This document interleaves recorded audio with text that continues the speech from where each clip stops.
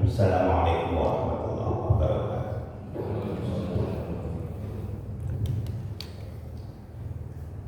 Alhamdulillahirabbil alamin wal 'aqibatu lil muttaqin fala 'udwana illa 'alal zalimin. Asyhadu an la ilaha illallah wa asyhadu anna Muhammadan abduhu wa rasuluh.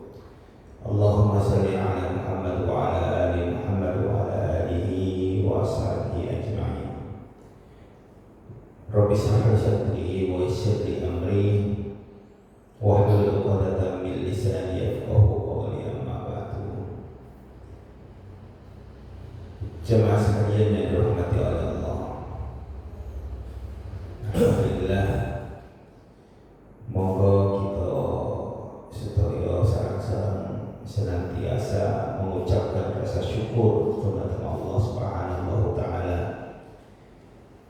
yang telah memberikan nikmatnya, karunia-Nya, serta nikmat yang begitu besar kepada kita semua, sehingga pada kesempatan pagi hari ini kita bisa bertemu kembali di majelis yang penuh berkah dan kekurangan suatu apapun. Salawat serta salam mudah-mudahan senantiasa tetap tercurahkan kepada junjungan kita Nabi besar Muhammad sallallahu alaihi wasallam ya rabbal alamin. Para jemaah, pembahasan kita pada pagi hari ini terkait dengan masalah al-hilm wal anat wal rifqa. Hilm itu adalah bersikap lemah lembut, dan rifqa itu memaafkan. Rifqa memaafkan terhadap kesalahan saudara-saudaranya yang barangkali menyakitinya atau membulinya. Qala Allah Ta'ala berfirman dalam surat Ali Imran ayat 134, wal kadhimina al-ghaidha wal 'afina 'anil nas wallahu yuhibbul muhsinin. Dan orang-orang yang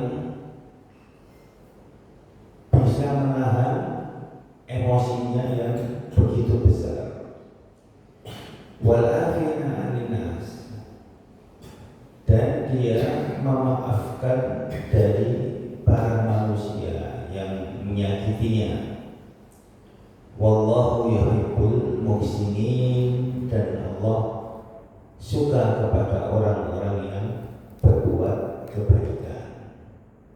Para jemaah sekalian, kalau kita perhatikan tentang ayat ini, tentu kita bisa melihat atau mendapatkan penjelasan bahwa kita ini dikengken untuk bersabar dari menahan amarah. Terus ini enten amarah yang bergelora di dalam hati kita karena disakiti saudara-saudara kita, atau karena perkara-perkara lain yang menyakiti hati kita. Yang terbaik dari apa yang dilakukan oleh seorang mukmin itu adalah dia senantiasa menahan amarahnya, boten diluapkan. Artinya dia tidak mudah untuk meluapkan emosinya dengan hal-hal yang sangat tidak disukai, atau hal-hal yang kemungkinan kalau dia marah tidak tepat dalam sikapnya tersebut. Jadi ini adalah satu perintah. Nopo kita itu sakit menahan emosi atau menahan amarah. La taghdab wa karjana. Iki anjuran sing diitukan atau disabdakan oleh Kanjeng Nabi. Sampeyan niku ojo muring-muringan. Nek gak muring-muringan sampeyan dijamin mlebu swarga. Dan ini dicontohkan oleh Rasulullah. Bagaimana beliau itu adalah sosok yang tidak gampang untuk marah. Marah beliau itu kalau kaitannya dengan agama yang disinggung oleh orang-orang kafir. Nah, ini marah Kanjeng Nabi.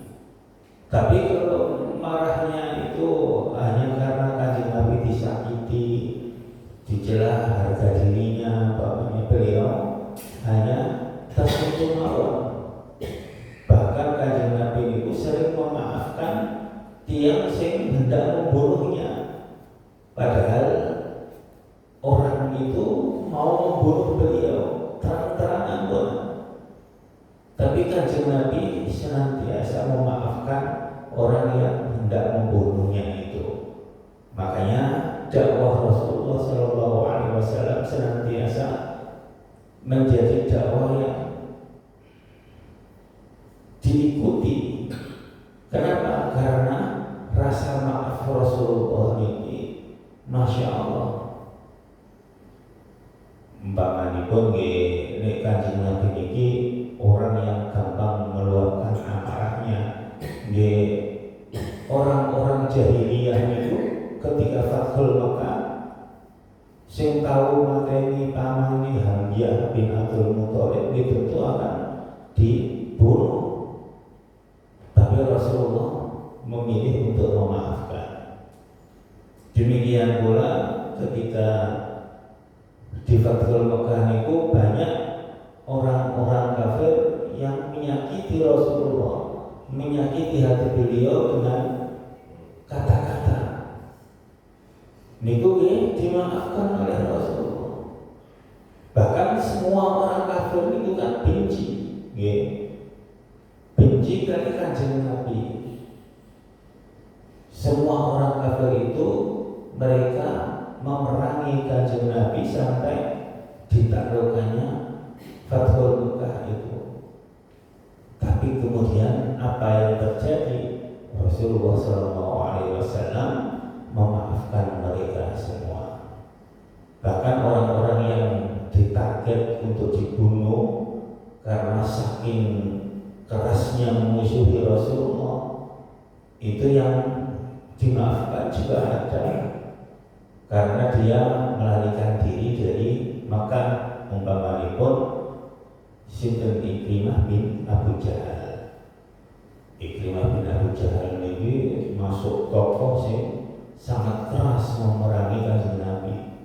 Di samping ya memang anaknya Abu Jahal dhewe, dia juga masuk tokoh-tokoh sing memiliki dendam karena Abu Jahal bapaknya masuk amane Kanjeng Nabi, dibunuh di perang Badar. Para jamaah terus niki di antara contoh yang dilakukan oleh Rasulullah SAW kaitannya dengan wal kadhiminal ghaidha wal afina 'anil nas, itu memaafkan kesalahan saudara-saudaranya. Para jamaah sekalian, wallahu yuhibbul muhsinin, dan Allah itu maha senang atau suka terhadap orang-orang yang berbuat kebaikan. Apapun yang kita lakukan saat ini, kalau itu merupakan satu kebaikan, pasti Allah di situ mendapatkan, pasti Allah akan membalas kebaikan itu dengan 10 kali lipatnya. Kemudian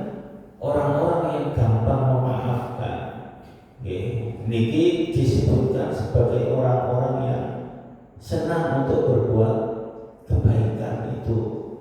Terus masuk tiang sing boten dendaman, tiang sing boten napa ngurusi wong-wong sing gak seneng karo dhewe. Nggih. Karena dia tidak berbuat salah, nggih. Hanya karena iri, dengki, hanya karena hasad, hanya karena ingin tidak mau kalah, akhirnya berbuat yang tidak. Lah orang yang seperti ini biasanya memang senang nyelek-nyelekno konco-konco ini utawa saudara-saudara.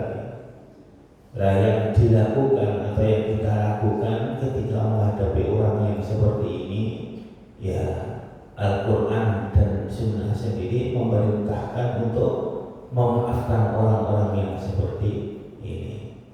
Terus ini dibully, difitnah, dielek-elekno dan lain sebagainya, kita diperintahkan untuk memaafkan. Kita diperintahkan agar senantiasa berlapang dada. Lapang dada itu ya apa? Memang dia boten gampang.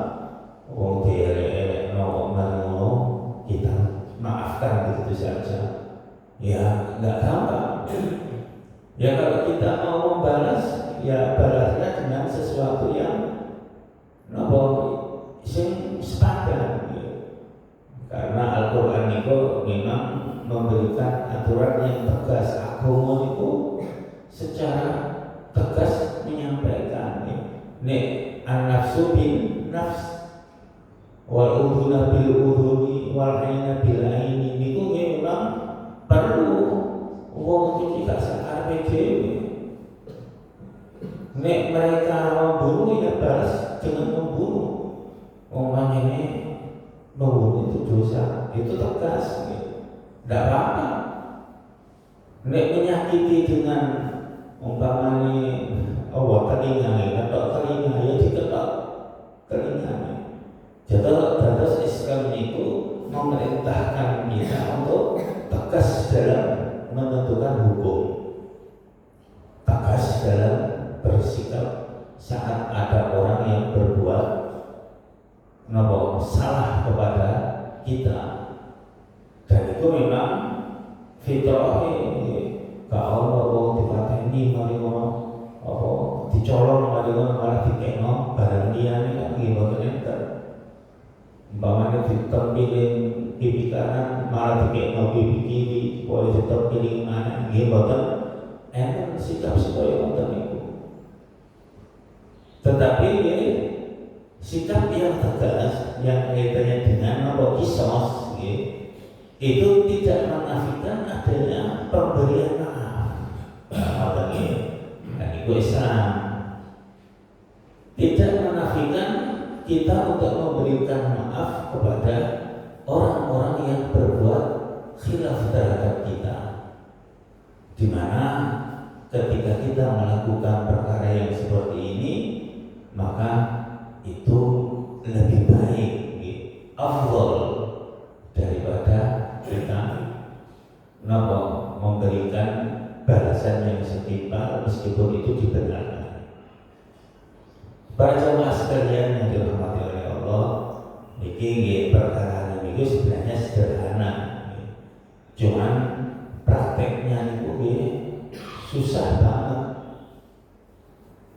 Untuk memaafkan itu hal sing mboten gampang.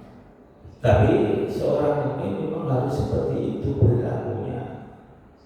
Seorang mukmin harus gampang untuk memaafkan meskipun dia disakiti oleh saudaranya yang menyakitinya tersebut. Entah disakiti dengan tubuhnya, atau hartanya, atau keluarganya, atau perkara-perkara lain yang bisa membuat dia tersakiti. Jamaah sekalian yang dirahmati oleh Allah, terus mari dalam segi akhlak itu kita harus memiliki akhlak yang pemaaf. khulil afwa wa'id anil jahilin. Jadi ambillah rasa pemaaf, wa'mur bil ma'ruf, dan perintahkan kepada yang baik, wa'id anil jahilin, dan berpaling dari orang-orang yang bodoh. Ini merupakan hal yang perlu untuk kita lakukan. Di samping ini pun walaman sobaro wa ghafara inna dzalika lamin azmil umur. Ini ayat surah 43. Dan barang siapa yang bersabar kemudian dia memberikan maaf, sesungguhnya itu masuk di antara perkara-perkara yang utama. Terus kita kalau milih sabar dengan apa yang dilakukan saudara kita atas sesuatu yang menyakiti kita, itu merupakan azmil umur, perkara-perkara yang utama. Jadi dengan milih sabar berarti dengan masuk orang yang utama. Lagi perkara akhlak, perkara akhlak. Karena sabar dalam bergaul dengan manusia itu, masya Allah, tidak gampang. Sabar saat disakiti oleh sebab tertentu juga betul gampang. Akhirnya dia akhirnya jadi fitnah, akhirnya jadi nggak enaknya hubungan antara kita, hubungan antara jenengan kali orang yang menyakiti itu semua kalau tidak kita sikapi dengan sabar,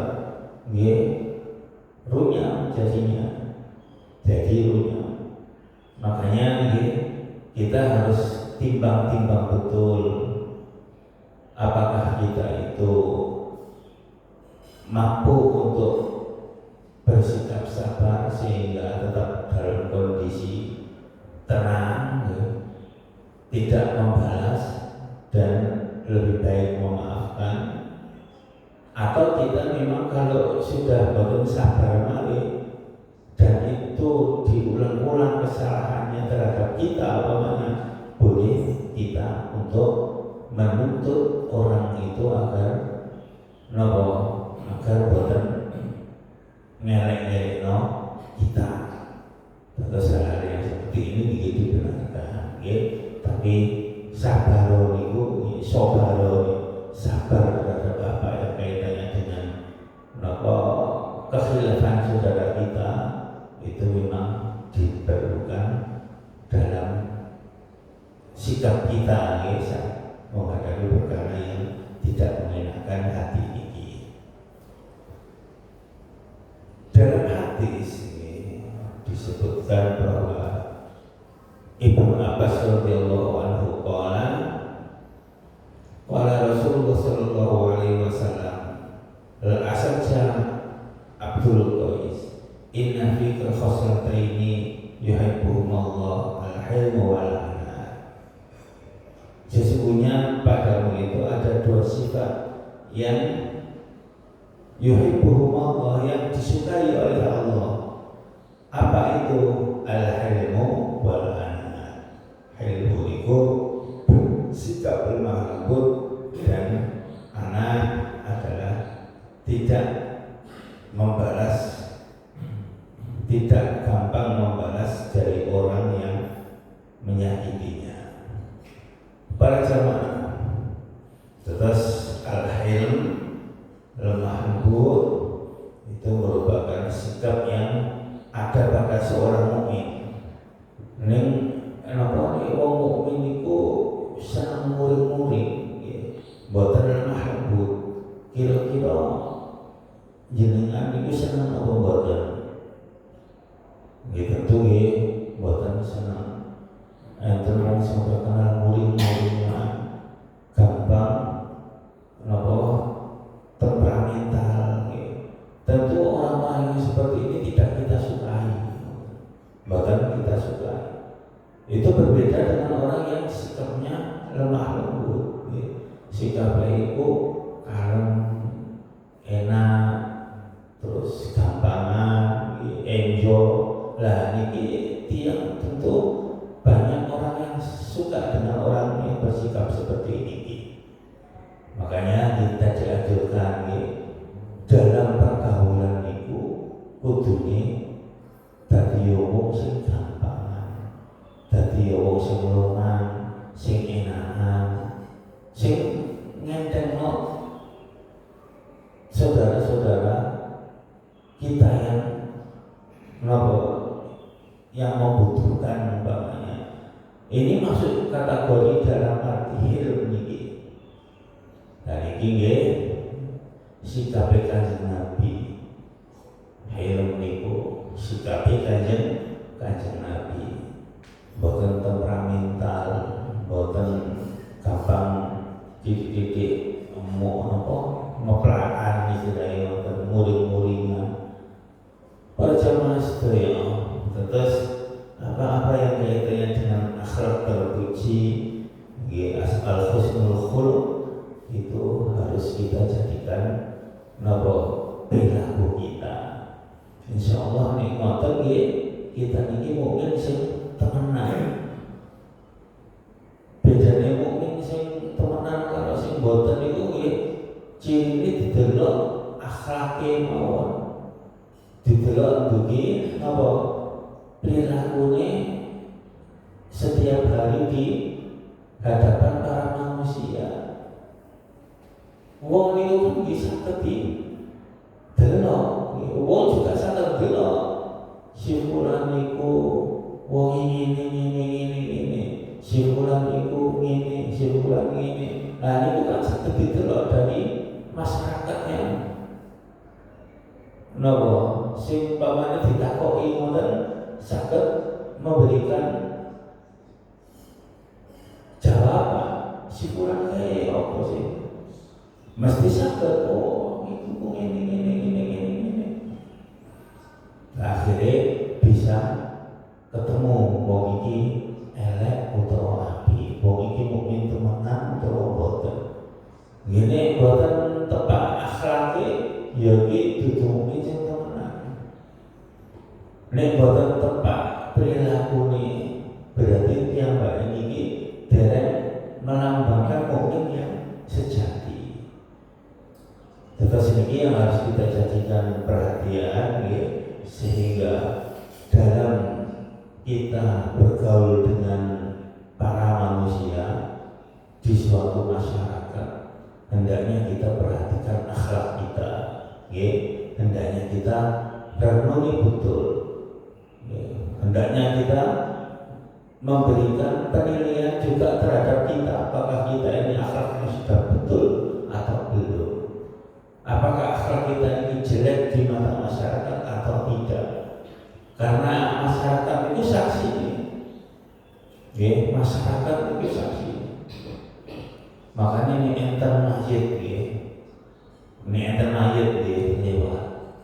Kemudian ada satu orang yang mengatakan bahwa mayit itu wong elek. Maka itu menjadi sebuah saksi yang bisa dikatakan sebagai wajibat.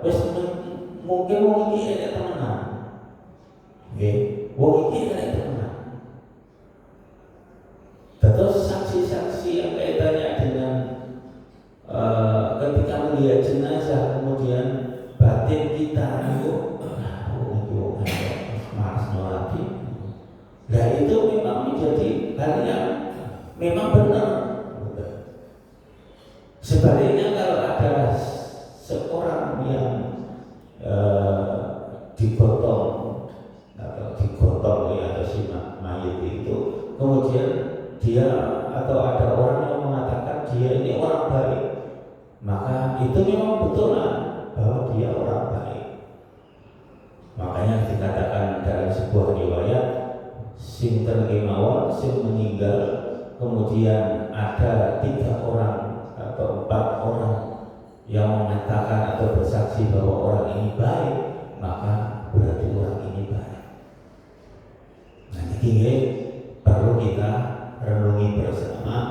Jangan sampai ketika kita niku nanti digotong jenazahnya, tapi masyarakat kita menyaksikan bahwa kita ini orang yang berakhlak tidak baik.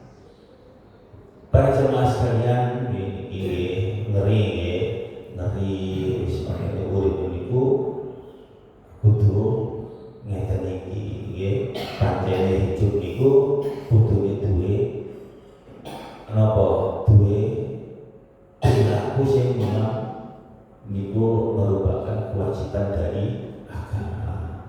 Karena masuk akhlak ini adalah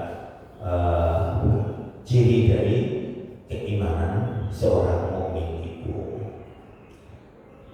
Dalam sebuah hadis Rasulullah SAW menyatakan, Innallaha rafiqun yuhibbur rafqa fil amri kullihi. Yang artinya sesungguhnya Allah itu rafiqun, maha lembut, yuhibbur rafqa, dia menyukai kelemah lembutan, fil amri kullihi, di semua urusannya.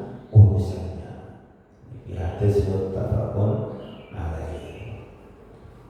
Terus hadis ini menjelaskan secara tegas bahwa Allah niku maha lemah lembut, saking lemah lembutnya niku sehingga Allah niku sewenang kayak tiang sing bersikap lemah lembut niku.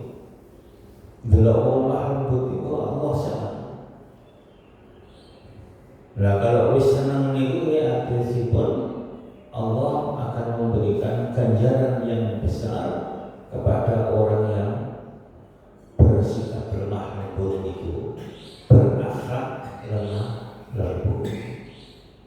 Bahkan di setiap segala fil amri kullihi niku dalam segala sesuatu niku sikap niku lemah lembut. Dan ini merupakan kewajiban kita kalau kita ingin mendapatkan pahala yang besar, pahala yang banyak, hendaknya kita ini dados tiyang mukmin sing senantiasa iso bersikap lemah lembut iki. Kalau istri ini lemah lembut, kali sinten anake sikap lemah lembut, kali dulure ngoten, kali tonggo-tonggone, kali semua orang yang berinteraksi dengan kita. Nah niku nopo caranya kita bisa bersikap lemah lembut, enakan, gampangan, wis hal-hal sing kaitan karo keapian niku ada pada diri kita. Iki nopo carane jenengan harus bersikap seperti itu. Usahakan kita niku neliti akhlak kita, niki neliti apakah napa kita iki yang sing gampang muring-muringan atau kita ini yang sing gampang napa temperamental. Ini harus kita teliti. Nek memang kita seperti itu, ya harus dirubah. Ojo diterus-terusno, ojo dijarno mawon, akhirnya jenengan baru disenangi tonggo-tonggo jenengan. Wallahu a'lam para jemaah, mudah-mudahan apa yang kita kaji bersama pada pagi hari ini bisa meningkatkan perilaku kita agar menjadi akhlak yang senantiasa agar menjadi senantiasa berperilaku dengan perilaku yang diwajibkan dalam satu kewajiban yang penting dalam kemukminan seorang